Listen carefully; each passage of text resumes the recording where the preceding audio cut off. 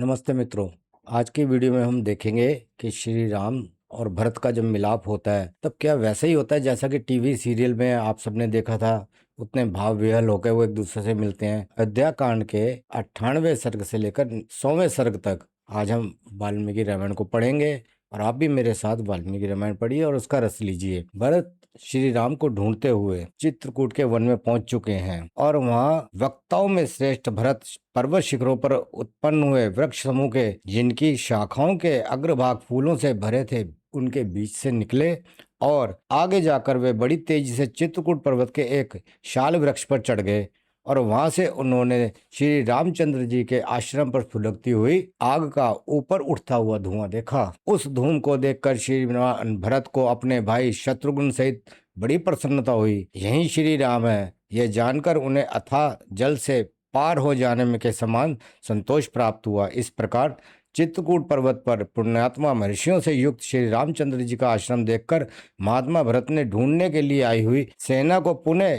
पूर्व स्थान पर ठहरा दिया और वे स्वयं गो के साथ शीघ्रता पूर्वक आश्रम की ओर चल दिए। सेना के ठहर जाने पर भाई के दर्शन के लिए उत्कंठित होकर भरत अपने छोटे भाई शत्रुघ्न को आश्रम के चिन्ह दिखाते हुए उनकी ओर बढ़ चले। गुरु भक्त भरत महर्षि वशिष्ठ को यह संदेश देकर कि आप मेरी माताओं को साथ लेकर शीघ्र ही आइए, तुरंत आगे बढ़ गए। सुमंत भी शत्रुघ्न के पीछे ही पीछे चल रहे थे। उन्हें भी भरत के समान ही श्री रामचंद्र जी के दर्शन का तीव्र अभिलाषा थी। चलते चलते ही श्रीमान भरत ने तपस्वी जनों के आश्रमों के समान प्रतिष्ठित हुई भाई की पर्णकुटी और झोंपड़ी देखी। उस पर्णशाला के सामने भरत ने उस समय बहुत से कटे हुए काष्ठ के टुकड़े देखे जो होम के लिए संग्रहित थे। साथ ही वहां पूजा के लिए संचित किए हुए फूल भी दृष्टिगोचर हो रहे थे। आश्रम पर आने जाने वाले श्री राम और लक्ष्मण के द्वारा निर्मित मार्ग बोधक चिन्ह भी उन्हें वृक्षों में लगे दिखाई दिए, जो कुशों और चीरों द्वारा तैयार करके कहीं कहीं वृक्षों की शाखाओं में लटका दिए गए थे।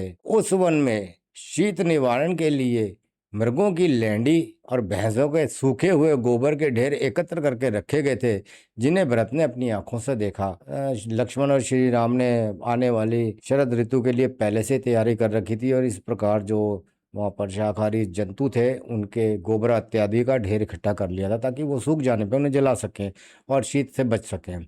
उस समय चलते चलते ही परम कांतिमान महाबाहु भरत ने शत्रुघ्न तथा संपूर्ण मंत्रियों से अत्यंत प्रसन्न होकर कहा, जान पड़ता है कि महर्षि भरद्वाज ने जिस स्थान का पता बताया था वहां हम लोग आ गए हैं। मैं समझता हूँ कि मंदाकिनी नदी यहाँ से अधिक दूर नहीं है। वृक्षों में ऊंचे बंधे हुए ये चीड़ दिखाई दे रहे हैं, अतः समय बेसमय जल आदि लाने के लिए निमित्त बाहर जाने की इच्छा वाले लक्ष्मण ने जिसकी पहचान के लिए चिन्ह बनाया है वह आश्रम को जाने वाला मार्ग यही हो सकता है। इधर से बड़े बड़े दांत वाले वेगशाली हाथी निकलकर एक दूसरे के प्रति गर्जना करते हुए इस पर्वत के पार्श्व भाग में चक्कर लगाते रहते हैं। वन में तपस्वी मुनि सदा जिनका आधान करना चाहते हैं उन अग्निदेव का यह अति सघन धूम्र दृष्टि गोचर हो रहा है। यहाँ मैं गुरुजनों का सत्कार करने वाले पुरुष सिंह आर्य रघुनंदन का सदा आनंद मग्न रहने वाले महर्षियों की भांति दर्शन करूंगा। तदंतर रघुकुल भूषण भरत दो ही घड़ी में मंदाकिनी के तट पर विराजमान चित्रकूट के पास जा पहुंचे और अपने साथ वाले लोगों से इस प्रकार बोले, अहो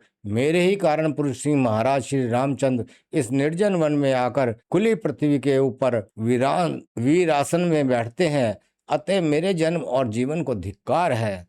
मेरे ही कारण महातेजस्वी लोकनाथ रघुनाथ भारी संकट में पड़कर समस्त कामनाओं का परित्याग करके वन में निवास करते हैं, इसलिए मैं सब लोगों के द्वारा निंदित हूँ, अतः मेरे जन्म को धिक्कार है। आज मैं श्री राम को प्रसन्न करने के लिए उनके चरणों में गिर जाऊंगा, सीता और लक्ष्मण के पैरों में भी जा पड़ूंगा। इस तरह विलाप करते हुए दशरथ कुमार भरत ने उस वन में एक बड़ी पर्णशाला देखी जो परम पवित्र और मनोरम थी। वह शाल, ताल और अश्वकर्ण नामक वृक्षों के बहुत से पत्तों द्वारा छाई हुई थी, अतः यज्ञशाला में जिस पर कोमल कुश बिछाए गए थे उस लंबी चौड़ी वेदी के समान शोभा पा रही थी। वहां इंद्रधनुष के समान बहुत से धनुष रखे गए थे जो गुरुत्तर कार्य साधन समर्थ थे, जिनके पृष्ठभाग सोने से मढ़े हुए थे और बहुत ही प्रबल तथा शत्रुओं को पीड़ा देने वाले दिखाई देते थे। उनसे उस पर्णकुटी की बहुत शोभा हो रही थी। इस प्रकार जो भरत ने देखा कैसी पर्णकुटी है, उसके आसपास क्या है, धनुष रखे हैं, बाण रखे हैं, तरकश रखा है और वेदी बनी हुई है। उससे आगे देखते हैं कि उन्होंने क्या कहा।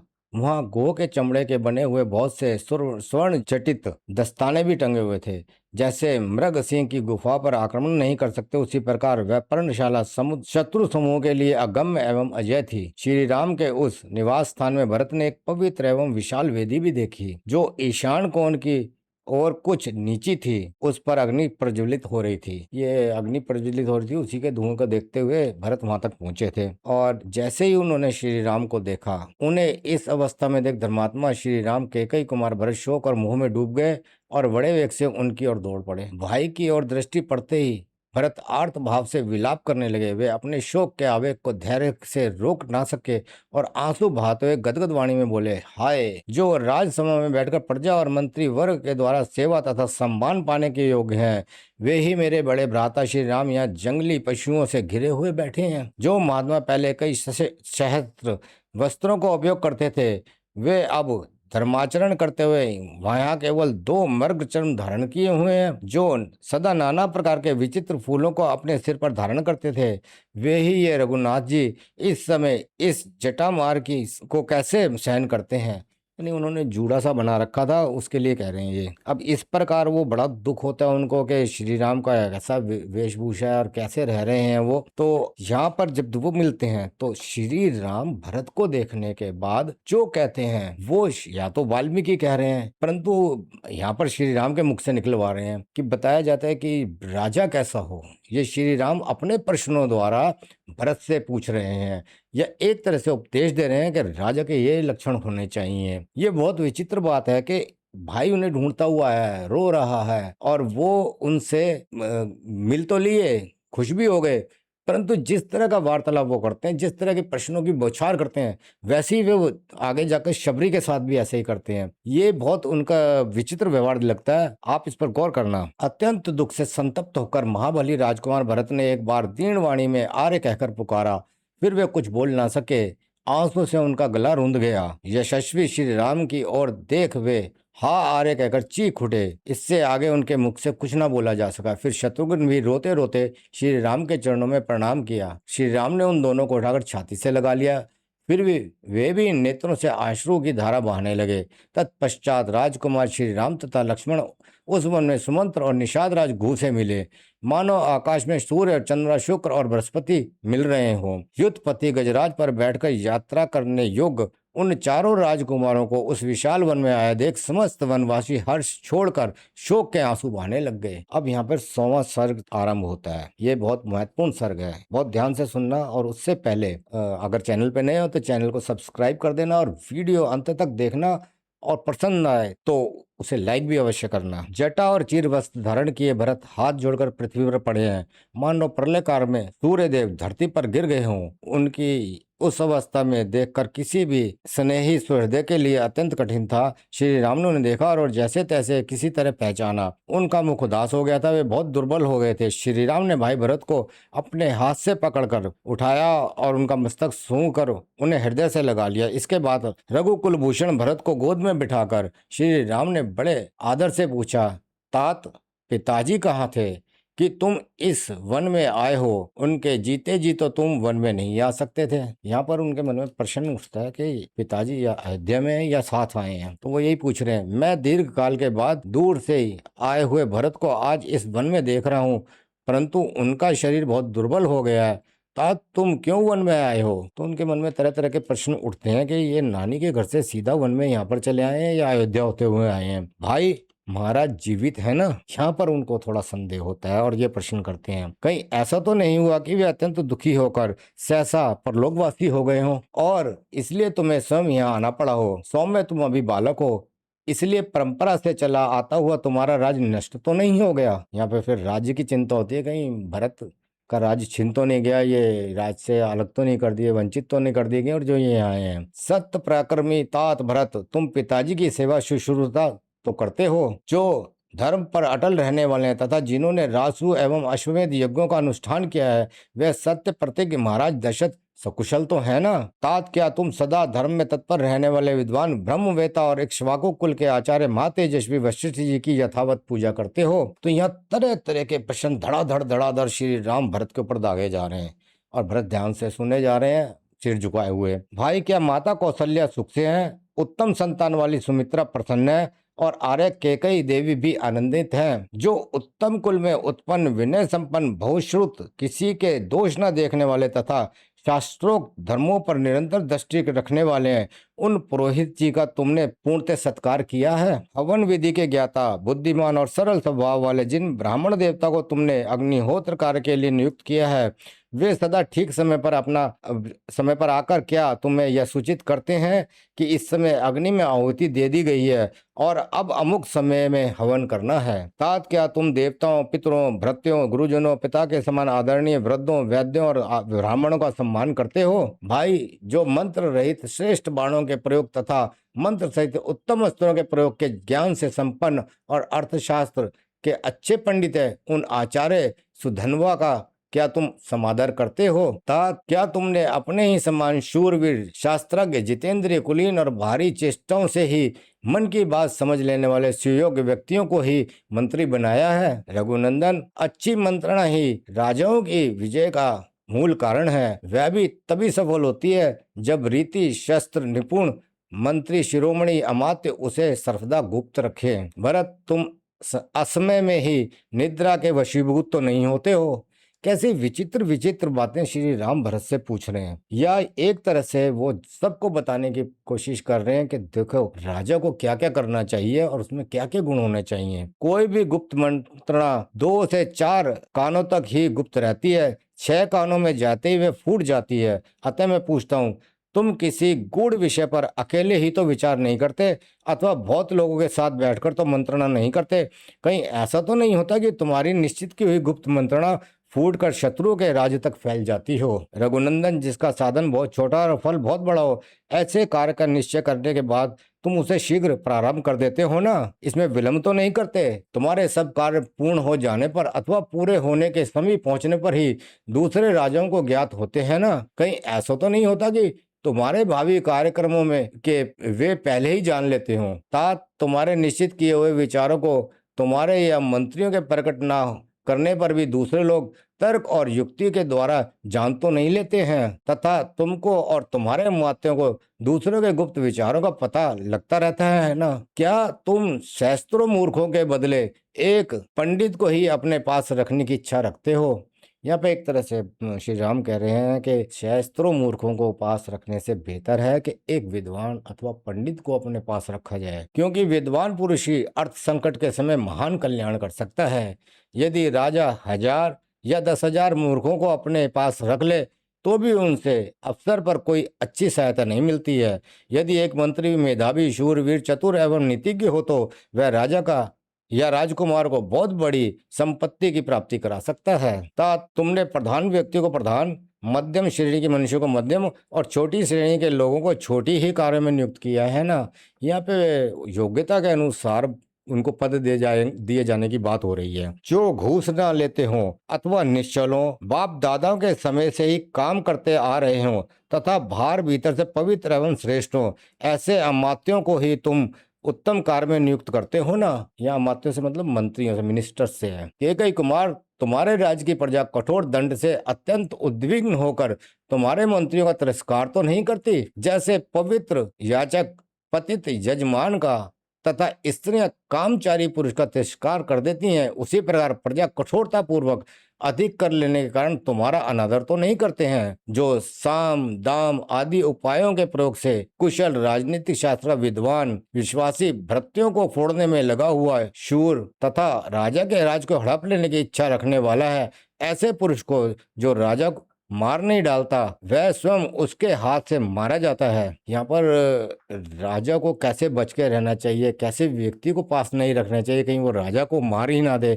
उसके बारे में बताया जा रहा है। तो यहाँ पे निरंतर राम इस तरह के प्रश्न किए जा रहे हैं भरत से, धड़ा और उन्हें अभी तक भरत ने उत्तर नहीं दिया कि महाराजा दशरथ जीवित हैं या नहीं है। तो देखते हैं कि आगे वो और क्या पूछते हैं। क्या तुमने सदा संतुष्ट रहने, शूरवीर, धैर्यवान, बुद्धिमान, पवित्र, कुलीन एवं अपने में अनुराग रखने वाले रण कर्म दक्ष पुरुष को ही सेनापति बनाया है ना? तुम्हारे प्रधान योद्धा बलवान, युद्ध कुशल और पराक्रमी तो है ना? क्या तुमने उनके शौर्य की परीक्षा कर ली है तथा क्या वे तुम्हारे द्वारा सत्कार पूर्वक सम्मान पाते रहते हैं? यानी समय समय पर उन योद्धाओं को और सैनिकों का सम्मान करते रहना चाहिए। सैनिकों को देने के लिए नियत किया हुआ समुचित वेतन तथा भत्ता तुम समय पर दे देते हो ना? देने में विलंब तो नहीं करते? यदि समय बिताकर भत्ता और वेतन दिए जाते हैं तो सैनिक अपने स्वामी पर भी अत्यंत कुपित हो जाते हैं और इसके कारण बड़ा भारी अनर्थ घटित हो जाता है। क्या उत्तम कुल में उत्पन्न मंत्री आदि समस्त प्रधान अधिकारी तुमसे प्रेम रखते हैं? क्या वे तुम्हारे लिए एक चित्त होकर अपने प्राणों का त्याग करके ये सब करने के लिए तत्पर रहते हैं? यहाँ तक कि मंत्री ऐसे रखो जो तुम्हारे लिए जान भी दे सके। भरत, तुमने जिसे राजदूत के पद पर नियुक्त किया है वह पुरुष अपने ही देश का निवासी, विद्वान, कुशल, प्रतिभाशाली और जैसा कहा जाए वैसे ही बात दूसरे के सामने कहने वाला और सदविवेक युक्त है ना? क्या तुम शत्रु पक्ष के 18 और अपने पक्ष के 15 तीर्थों की तीन तीन अज्ञात गुप्तचरों द्वारा देखभाल या जांच पड़ताल करते रहते हो ना? शत्रुसूदन, जिन शत्रुओं को तुमने राज्य से निकाल दिया वे यदि फिर लौट कर आते हैं तो तुम उन्हें दुर्बल समझकर उनकी उपेक्षा तो नहीं करते? तात, तुम कभी नास्तिक ब्राह्मणों का संग तो नहीं करते हो, क्योंकि वे बुद्धि को परमार्थ की ओर से विचलित करने में कुशल होते हैं तथा वास्तव में अज्ञानी होते हुए भी अपने को बहुत बड़ा पंडित समझने लगते हैं। उनका ज्ञान वेद के विरुद्ध होने के कारण दूषित होता है और वे प्रमाणभूत प्रधान प्रधान धर्मशास्त्रों के होते हुए भी तार्किक बुद्धि का आश्रय लेकर व्यर्थ बकवास किया करते हैं। तात, अयोध्या हमारे वीर पूर्वजों की निवास भूमि है। उसका जैसा नाम है वैसा ही गुण है। उसके दरवाजे सब ओर से सुदृढ़ हैं। वह हाथी, घोड़े और रथों से परिपूर्ण है। अपने अपने कर्मों में लगे हुए ब्राह्मण, क्षत्रिय और वैश्य सहस्त्रों की संख्या में वहाँ सदा निवास करते हैं।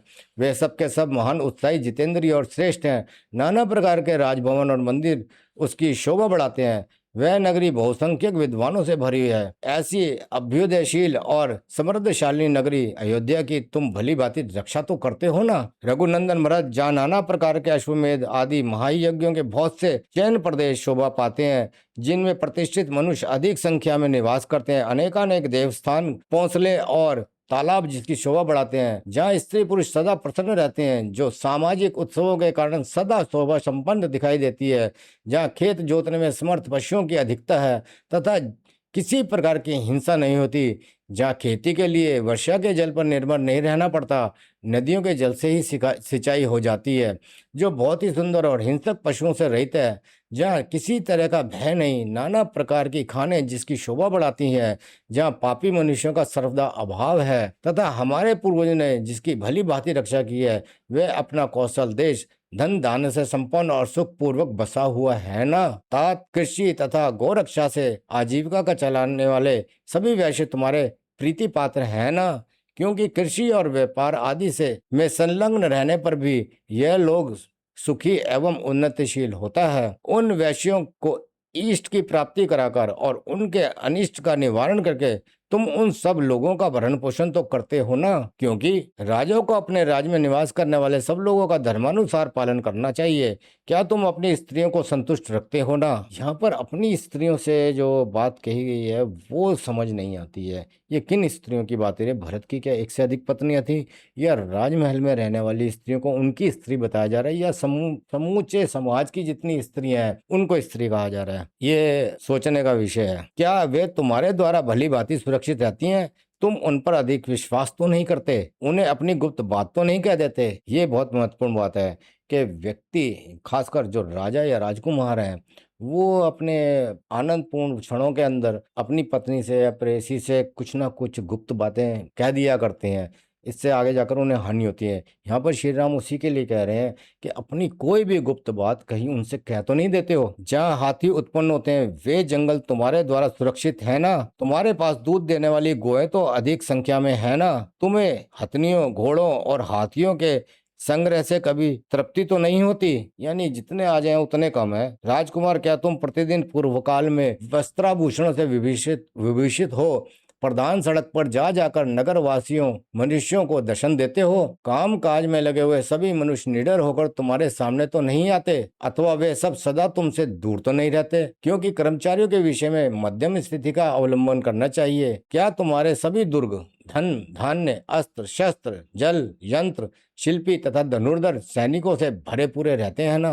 यानी किसी गोला बारूद की कमी तो नहीं है? रघुनंदन, क्या तुम्हारी आय अधिक और वह बहुत कम है। तुम्हारे खजाने का धन अपात्रों के हाथ में तो नहीं चला जाता। देवता, पितर, ब्राह्मण, अभ्यागत, योद्धा और मित्रों के लिए ही तो तुम्हारा धन खर्च होता है ना। कभी ऐसा तो नहीं होता कि कोई मनुष्य किसी श्रेष्ठ, निर्दोष और शुद्धात्मा पुरुष पर भी दोष लगा दे और शास्त्र ज्ञान में कुशल विद्वानों द्वारा उसके विषय में विचार कराए बिना ही लोभवश उसे आर्थिक दंड दे दिया जाता हो। नरश्रेष्ठ, जो चोरी में पकड़ा गया हो, जिसे किसी ने चोरी करते समय देखा हो, पूछताछ से भी जिसके चोर होने का प्रमाण मिल गया हो तथा जिसके विरुद्ध ऐसे सबूत हो, ऐसे चोर को भी तुम्हारे राज में धन के लालच से छोड़ तो नहीं दिया जाता है। रघुकुल भूषण, यदि धनी और गरीब में कोई विवाद छिड़ा हो तो वह राज के न्यायालय में निर्णय के लिए आया हो तो तुम्हारे बहुत मंत्री धन आदि के लोभ को छोड़कर उस मामले पर विचार करते हैं ना। यानी मंत्रियों को कोई घूस फूस का लालच तो नहीं है।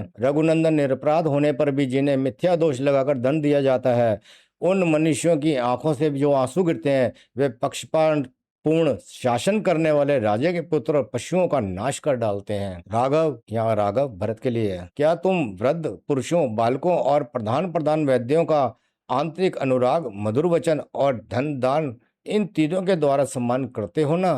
गुरुजनों, वृद्धों, तपस्वियों, देवताओं, अतिथियों, चैत्य वृक्षों और समस्त पूर्ण काम ब्राह्मणों को नमस्कार करते हो ना। तुम अर्थ के द्वारा धर्म को अथवा धर्म के द्वारा अर्थ को हानि तो नहीं पहुंचाते, अथवा आसक्ति और लोभ रूप काम के द्वारा धर्म और अर्थ दोनों में बाधा तो नहीं आने देते। विजयी वीरों में श्रेष्ठ, समयोचित कर्तव्य के ज्ञाता तथा दूसरों को वर देने में समर्थ भरत, तुम समय का विभाग करके धर्म, अर्थ और काम का योग्य समय में सेवन करते हो ना। महाप्राज्ञ, संपूर्ण शास्त्रों के अर्थ को जानने वाले ब्राह्मण, पुरवासी और जनपदवासी मनुष्य के साथ तुम्हारे कल्याण की कामना करते हैं ना। नास्तिकता, असत्य भाषण, क्रोध, प्रमाद, दीर्घ सूत्रता, ज्ञानी पुरुषों का संग ना करना, आलस्य, नेत्र आदि पांचों इंद्रियों के वशीभूत होना, राजकार्यों के विषय में अकेले हो विचार करना, प्रयोजन को ना समझने वाले विपरीत दर्शी मूर्खों से सलाह लेना, निश्चित किए हुए कार्यों का शीघ्र प्रारंभ न करना, गुप्त मंत्रणा को सुरक्षित न रखकर प्रकट कर देना, मांगलिक आदि कार्यों का अनुष्ठान न करना तथा सब शत्रुओं पर एक ही साथ चढ़ाई कर देना, ये राजा के 14 दोष हैं। तुम इन दोषों का सदा परित्याग करते हो ना। तो यहाँ बताया गया कि राजा में कौन कौन से दोष होते हैं, उनसे बच के रहना चाहिए। यानी अगर एक ही समय में देश के बहुत सारे शत्रु हैं तो उन सब पर एक साथ चढ़ाई नहीं करनी चाहिए। महाप्राज्ञ भरत, दश वर्ग, पंचवर्ग, चतुर्वर्ग, सप्तवर्ग, अष्टवर्ग, त्रिवर्ग, तीन विद्या, बुद्धि के द्वारा इंद्रियों को जीतना, 6 गुण, दैवी और मानुषी बाधाएं, राजा के नीतिपूर्ण कार्य, विशंति वर्ग, प्रकृति मंडल, यात्रा, दंड विधान तथा दो दो गुणों की योनिभूति, संधि और विग्रह, इन सब की ओर तुम यथार्थ रूप से ध्यान देते हो ना। इनमें से त्यागने योग्य दोषों की को त्याग कर ग्रहण करने योग्य गुणों को ग्रहण करते हो ना। विद्वान, क्या तुम नीति शास्त्र की आज्ञा के अनुसार 4 या 3 मंत्रियों के साथ सबको एकत्र करके